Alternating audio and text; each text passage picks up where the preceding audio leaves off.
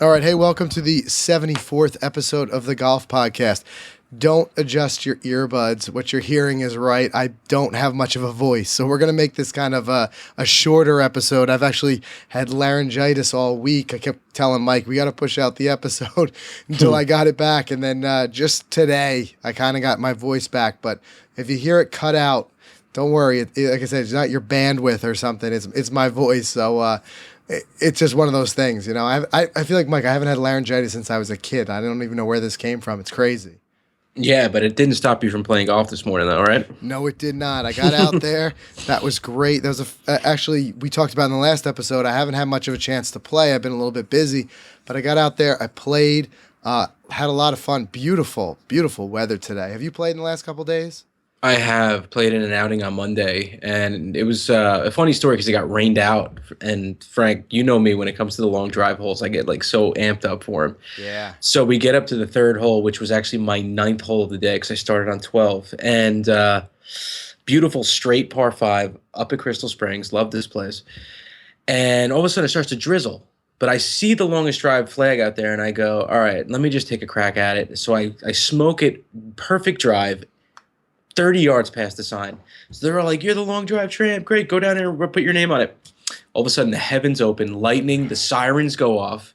It like wasn't meant to be for me. So meant to be for me. So basically, we got in the cars, we ran out of there. I didn't even write my name down. And then they called the whole tournament. They're like, we're just going to call it as is. And then one guy won the prize, longest drive.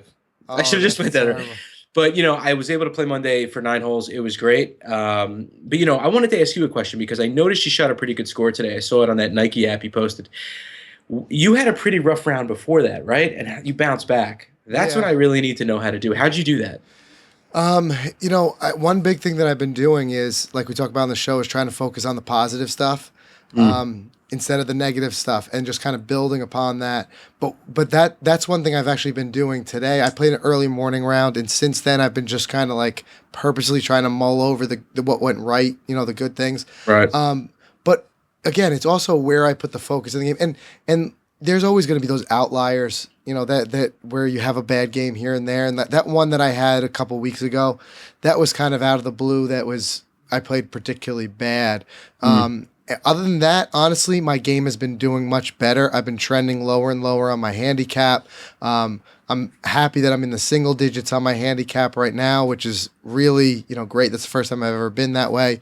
But a big part of it is just getting out there and playing, and I just haven't had as much time to do it. But that's it. I mean, you just kind of got to work through those highs. Just try to kind of forget those bad rounds and just think about the good ones.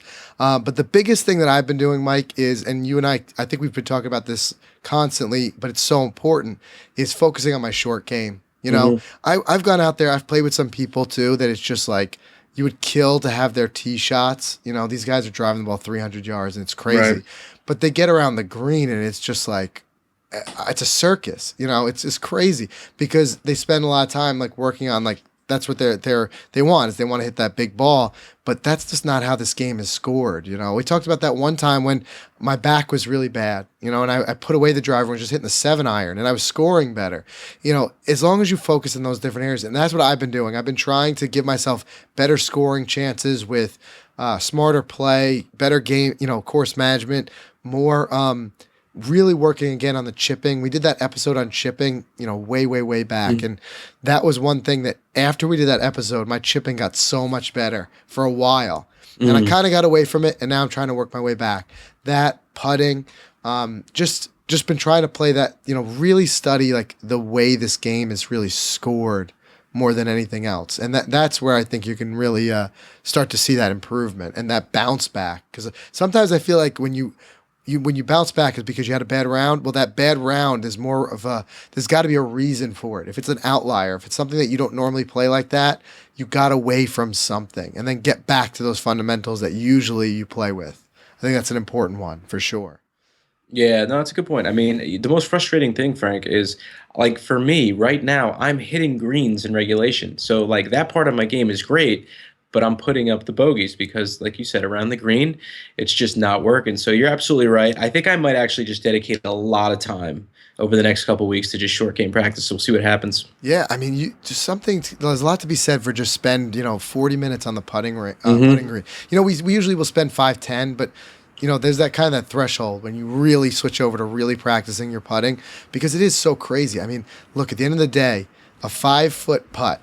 You're not going to make it every time, but you miss that. If the ball's only traveling 5 feet, it counts the same on the scorecard as that Right. 300-yard drive.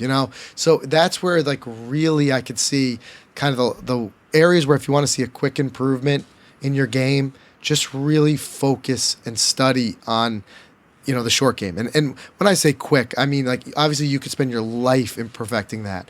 But if you spend just a little bit more time than you've been and you just kind of work yourself away from other areas that you're practicing, if you're neglecting your short game, spend time on it. I think that's where you're going to start to see the most rapid improvement for sure. Yeah, absolutely. It's funny, and we'll end it with this.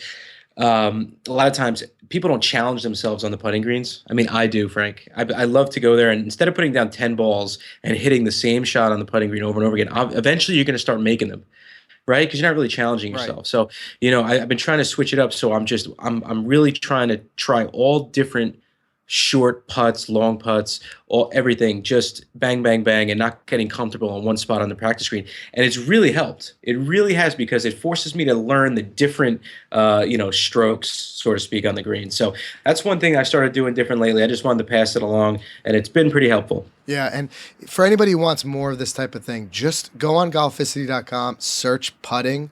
I mean, Hmm. of all the topics, we have so many Funny. different tips on putting. There's so much stuff that you can work on, and just dive into it little by little. Take one practice drill, go out there to work on that.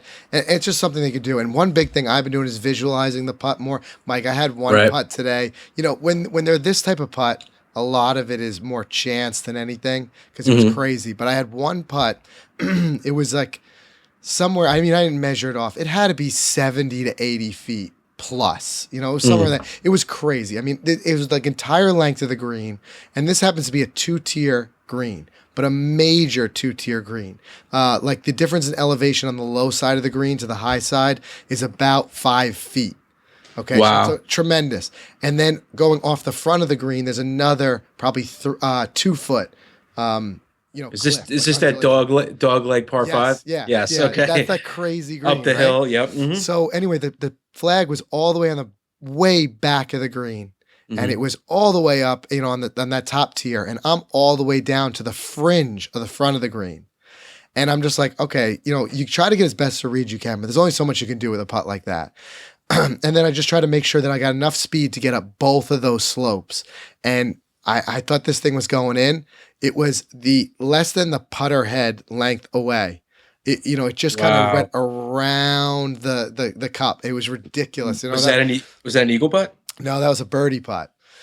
So it's nice to have a tap in par like that. Yeah, But absolutely, for man, sure. that was something. And that's what I'm trying to like say. I'll remember that more than the Of course. double bogey that I had on the one hole that was just I should never have had.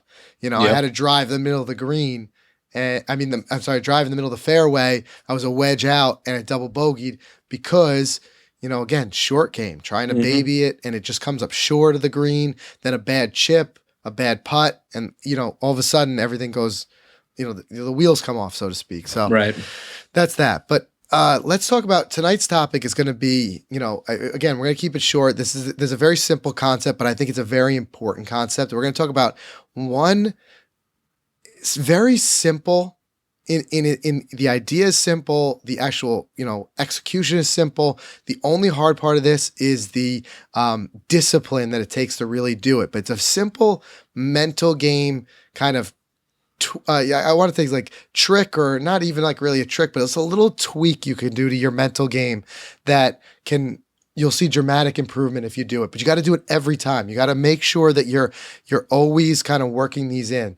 And what this is, and I'll defer to Dr. Joseph Parent, who's the author of Zen Golf, which I bring up a lot because I basically consider it like the Bible of mental game for golf. And I've heard other people refer to this as well, but I think his phrasing was the best, so I'll use his phrasing. But he calls this particular, it's almost like a mental glitch. He calls it an anyway. So what an anyway is, the simplest way of explaining it is when you know is something is wrong, something's not comfortable, something's off, and you take the shot anyway. So a very simple, very, very simple, I guess, explanation, or a very simple example of an anyway is, let's say you're playing and you have the cart, right, Mike? Mm-hmm. And you walk to your ball. You know, you can't take the cart across the fairway. You walk to your ball and you get all the way out there and you go to swing and you have the wrong club in your hand. And rather than go back to the thing, whatever, you take the shot anyway. So that's why he calls it an anyway. Or let's say you step up to, this is another one, this is a big one. If you step up to the ball and you take a couple practice swings and something doesn't feel right, there's something that's distracting your eye, or there's something in your stance that doesn't feel right. You feel like maybe your foot is moved a little bit too far forward. Just something in your subconscious is triggering you to say, there's something not right with this. But then, you know, rather than kind of be the guy who steps away and goes through that process, you swing anyway. And ultimately, when you do that, the result is never good. Let's just be honest. You know, we've all went through it. We've all done it. And the result is never good. And all you could be done is left kicking yourself because you did not step away. You did not go back and get the right club or whatever it may be. So in the book, he refers to these as anyways because you've taken the shot anyway. And one great tip that he has is he says, you know, in one round, you don't have to track any other stat. Just track your anyways. You can put a little tick on the card where you took a shot and you did it anyway. And it could be anything. It could be that, you know, you step over the ball to, you know, for a putt and you just read it and you say something's not right, but you say, you know what, I'll just kind of do it, or I just adjust for it. You know, it happens more than you think. So the first thing I want everyone to do is just bring your awareness to it next time you're out. You know, maybe you're on the tee box, maybe you're something, and it's just like, you know, the way that the ball is teed up, it's just not, you know, it's kind of, I kind of teed it on an angle and it's not teed up quite the way I like it, or it's teed a little too high or a little too low. And you're just like, whatever. And you take the swing. That's an anyway. Record it and see what happens. I have been working on this, and I'm telling you, this is not as easy as it seems because it does require that discipline, especially when you're trying to move the game along and stuff like that. But I've been kind of keeping track of them myself, and I notice how many times in a round this really does come up. And what you're doing is you're actually handicapping yourself, so to speak, by doing something that you're not comfortable with. Because as you know, with a golf swing, you really have to be comfortable. We're going to have an episode coming up. We've got a new article on Golficity all about developing confidence in your game. And we're going to be talking about that on the show. But one big thing with that is confidence. You have to feel comfortable. So one big thing that deters you from that is having something else on your mind. So let me take a sip so I don't completely lose my voice here. So that's one thing that you can really work into your game. Like I said, it doesn't require any additional skill. It doesn't require any of those things. It's a simple change that anybody can make, is just to, when those moments come up, stop, step away from the ball, and then go back into your routine. You'll change something if you need to change something. If you don't have the right club, get the right club, whatever it may be. If you need to go back through your routine to get the right stance, re-tee the ball, whatever it is, get over the ball where you feel 100% comfortable before you take the swing. So, Mike, based on that, we didn't get a chance to talk before about what the topic was be. I wanted to kind of surprise you with this one. So tell me, what's your take on that? Have you experienced this? Yeah, all the time. I mean, the most common one for me is chatter or talk in the background. You know, we'll hear maybe our playing partners like whispering to each other while you're trying to line up a putt, and you hear it. And, you know, I normally don't back off. I just go ahead and I hit the shot anyway, just like you're saying. So, you know, this is actually a great topic. I'm actually really excited you brought this one to the table because I never put any focus on that. You know, like you said, make myself aware of it. I will absolutely next time. I will be thinking about that. I will most likely, if I need the 8-iron, I have the 7, I'll go back and I'll get that 8-iron. Right. So, and you know what I liked about this when I first heard about it in the book, when he labeled it in anyway, I found it was so much easier to conceptualize. because I'll even have that little discussion with myself. Like I'll be, standing over the ball, just about to hit. Something doesn't feel right. Maybe the distance isn't right. We'll go back to that example of a club. And I'm like, I just feel like I'm going to overswing this. If I use this, I should just club up. And I'll just say to myself, wait a minute, that's an anyway. I'm right now actively making a choice that I'm going to do it anyway. And then I say, no, step off, move away from it and do it. Because what I know is that what forces me to have that discipline is I know that if I take that swing, I got to mark it down on my card and I'm going to kick myself because I knew better. I shouldn't have done that. Mm-hmm. So it is one thing that, like, again, it's an area where you can see a lot of improvement if you just follow through with the discipline. And yes, you're going to have those times when you really don't want to. You really don't want to go back to the cart and get another club. I had this happen to me today, and actually this would trigger the whole idea to talk about this on the show. We were playing a par 3. And, obviously no carts allowed on the hole, and you have to park very far away. And I missed the green to the right, and it kind of tumbled down the hill. Well, I didn't realize how far down the hill it had rolled. So by the time I got there, I was more setting up for a chip. I got there, I had the completely wrong club in my hands. And now I'm like, shoot. And I just felt it at that moment. And I went and I hit the wrong club anyway. It was my 52-degree wedge. I really should hit my 60. And I ended up rolling past the hole too far, whereas I could have just put a little more lift with my 60.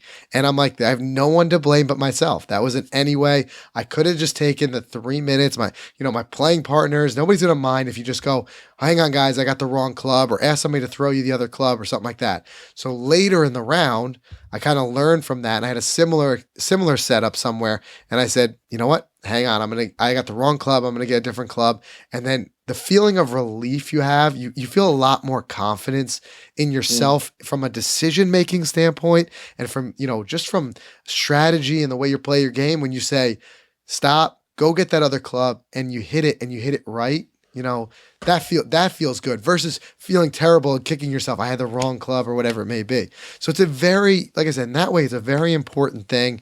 And if you haven't taken the time to kind of, like I said, bring your attention to this or track this, I definitely encourage the listeners to go out and do that and see how it goes. And one thing that I think would be really fun with this particular episode, Mike, would be for people to leave us their comments about their anyways. Mm-hmm. Give us some examples, because there are millions. There's like so you said, many. People like talking, in the back of your head, you hear that or whatever it may be. Or I've had it where a lot of things, one thing for me is that things tend to distract. I try to really focus in when I'm about to take a shot, and things like have a tendency to distract my eye. So like if I have like a twig there, it's a loose impediment. It's not interfering with my ball. I could easily pick it up, but I kind of just, sometimes you like leave it there, and then that twig is what's on your mind. Because that's what's going to happen. No matter what, the power, so to speak, of the anyway is whatever it is, I guarantee it's taking up a lot more mental space than it should be. You're thinking about that stick instead of thinking about, the shot. So by eliminating these anyways, you're giving yourself a better chance to focus more on that. So let's do that. So go to the show notes. You can get to that by going to golficity.com/episode 74, and you'll see the comment section at the bottom. And if you're listening, leave us your comments. I would love to hear that. Mike and I will jump on there. We'll respond. But I want to hear some of your better anyways of what you did out there where you said, you knew it. You just knew in your gut. This is a big gut thing. Don't forget that. This is a big gut thing. You knew in your gut, I shouldn't be taking this shot, but you just, what the hell? You do it anyway, and you see what happens. So, Mike, I'd be really interested to see what people come up with. Yeah, and what the result was for sure of the shot. Because that's the thing. I mean, that's the common thread here. The result is never good. It just isn't. Never. I mean, I'm trying to think back of all the times where I just hit, the club I shouldn't have hit or whatever it may be. I don't ever remember being like, well, that worked out. It doesn't. Right. It always works to me kicking myself and saying, why did I do that? And on the other side of the coin, for those times when I do say, you know what? No, this is not right. Something's not right. I step away from the ball, and then I get those times almost inevitably. It's like something good happens. Like it's I don't know what it may be, or it's just like I guess the focus comes back in, but it always works better. So that's my big tip today, and that's at the end of my voice here, giving my last little bit that I have, that would be my biggest tip for everyone for this week. And if you haven't had a chance to check out the book and you want to read more about this, definitely check out Zen Golf. You can get it on Amazon. it's not even that expensive. I think it's like $10 on Amazon. You can get a used copy for like $3. I mean, we'll link to it in the show notes so you can find it. I even have the audio version because I listen to it from time to time. And trust me, he explains it a little bit more eloquently than I can here. But I can tell you right now, it is an important thing to do, and it will help your game without a doubt. So that said, Mike, do you have anything else?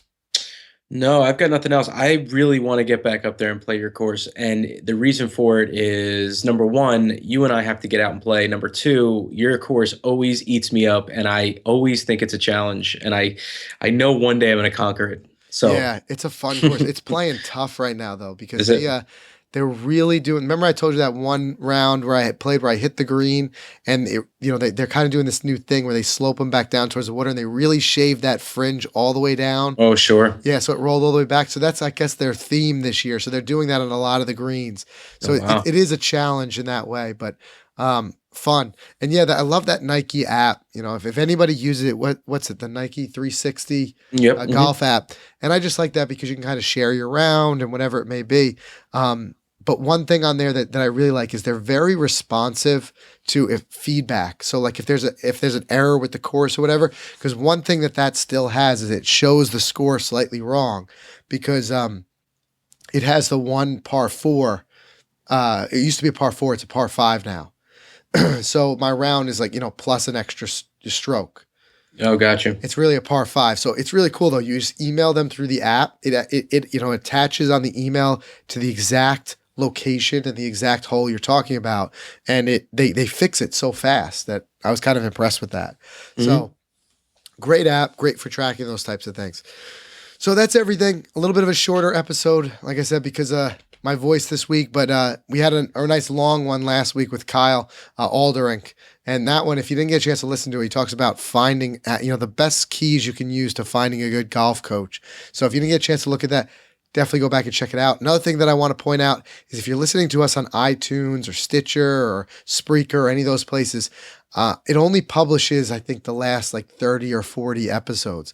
But now that we're all the way up to episode 74, if you want to go back and listen to every single episode, you can get every single episode free by going to golficity.com, clicking on podcasts at the navigation menu at the top, and you'll see you can go through and we have every single episode there. So if you're new to the show and you want to catch up on some old episodes, we've got some great topics in there dating back from a couple of years ago. That's the best way to do it. They're not, like I said, they're not all on iTunes, but if you are listening to us on iTunes or Spreaker or Stitcher, make sure to hit that subscribe button because that way you'll get notified when the newest episodes come out, and that way you'll be able to stay on top of them. As well as now we are also on YouTube. So you can check us out by going to youtube.com/Golficity or just search Golficity on YouTube, and there you can see the shows where we record the video as well. And those usually come out a day or two before they hit iTunes. So it's a great way to get the show a little bit early if you want to get that. And you can leave us comments there as well. We'll definitely check those. But definitely this week, go to golficity.com/episode 74. Leave us your comments. I want to hear those stories. I want to know those times, and you've had those anyways, and what happened, what the result was, because I think it'll be great. And we'll talk about maybe some of the better ones on the next episode, Mike. Yeah, definitely. All right, great. So thank you all again for listening. Thanks for putting up with my voice this week. Hopefully you'll be able to take this tip and take it out there and really dive into it. And I think you're really going to see some improvement. So give that a shot. Until then, we'll see you again next week, and thanks for tuning in.